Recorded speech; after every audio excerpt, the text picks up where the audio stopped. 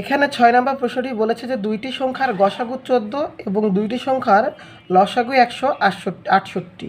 তাহলে দুইটি সংখ্যার গুণফল কত? এটা আমরা একটা সূত্রের মাধ্যমে সমাধান করব। ওকে, আমরা জানি দুইটি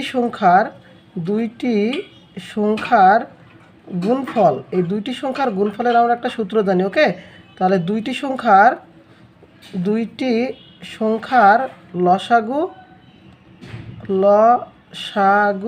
গুণিত দুইটি সংখ্যার গসাগু, অর্থাৎ দুইটি সংখ্যার লসাগুর সাথে দুইটি সংখ্যার আমরা কী করব, গসাগু যদি গুণ করি তাহলে পাবো দুইটি সংখ্যার আমরা গুণফল। ওকে, তাহলে দুইটি সংখ্যার লসাগু কত আছে?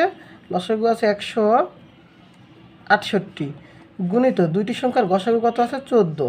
তাহলে সংখ্যাটি কত হবে বা দুইটি সংখ্যার গুণফল কত হবে, এই দুটার আমরা কী করব, গুণ করে দেখব। ওকে, তাহলে 168 আর 14 আমরা গুণ করে যেটা পাবো সেটাই হবে আমাদের দুইটি সংখ্যার গুণফল। তাহলে কত হবে এখানে? 4 8 32, 2 হাত থাকে 3, 4 6 24 আর 3 27, হাত থাকে 2, 4 1 4 আর 2 6। এখানে ক্রস চিহ্ন বা আমরা শূন্য দিব। এবার এই 8 কি কত হবে? 8, 6 কে কত? 6, 1 1 1। এখন সবগুলোকে যোগ করে দেব। তাহলে 2 হবে এখানে 8 7 15, 5 হাত থাকে 1, 6 6 12 আর 1 13, হাত থাকে 13, হাত থাকে 1, তাহলে 1 1 2, তাহলে 23 52। কত পাবো আমরা এখানে? 23 52। ওকে, তাহলে দুইটি সংখ্যার গুণফল কত হবে? 23 52।